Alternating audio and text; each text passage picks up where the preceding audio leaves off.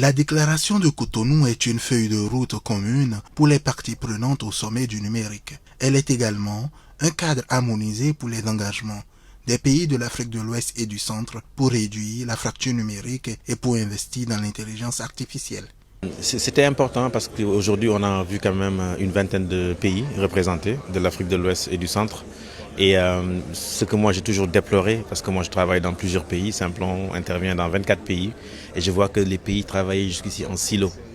Donc ce qu'a réussi Madame la ministre, c'est de mettre autour de la table tous ces ministres-là qui font des belles choses par ailleurs dans les pays et de dire comment on peut mutualiser nos efforts, comment on peut apprendre les uns des autres, comment on peut partager nos expériences et avoir une démarche harmonisée. Ça n'empêche pas que chaque pays a ses réalités, mais une fois qu'on a géré les réalités locales, c'est bien de les ramener en centrale pour qu'on puisse travailler ensemble, se nourrir d'expériences. Et ça, c'est ce que dit aujourd'hui la déclaration.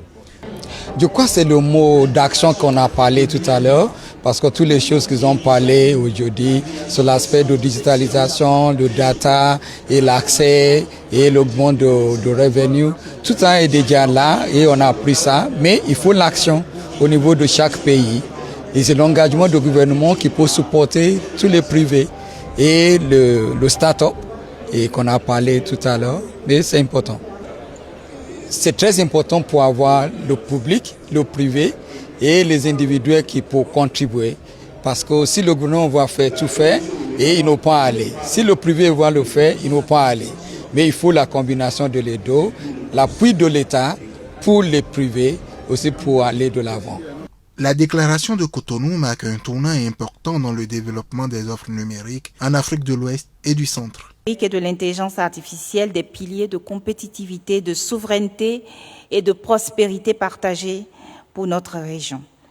Et la déclaration de Cotonou la symbolise, car elle incarne cette ambition et trace une méthode d'action concrète. Cette déclaration démontre que nos aspirations peuvent se traduire en réalisations tangibles, portées par des projets structurants et une volonté commune. Nous savons désormais que oui, nos pays ont fait des progrès. Ainsi, le fossé numérique sera réduit grâce à la proposition des outils adéquats. Aujourd'hui, WhatsApp a créé l'icône pour faire audio. Nos parents qui ne savent pas écrire ni lire peuvent utiliser. Donc, c'est créer des outils, des fonctionnalités pour permettre à ces personnes-là de travailler avec le numérique. Donc si WhatsApp l'a fait, nous aussi nous allons développer des outils, des fonctionnalités pour permettre à toutes les personnes, toutes les couches de pouvoir s'impliquer dans ce secteur et vraiment l'utiliser pour développer leurs entreprises, leurs projets et tout. La déclaration de Cotonou sur le numérique a pour visée de changer le rapport de l'Afrique avec cet outil. Avec le temps, nous allons mesurer son impact.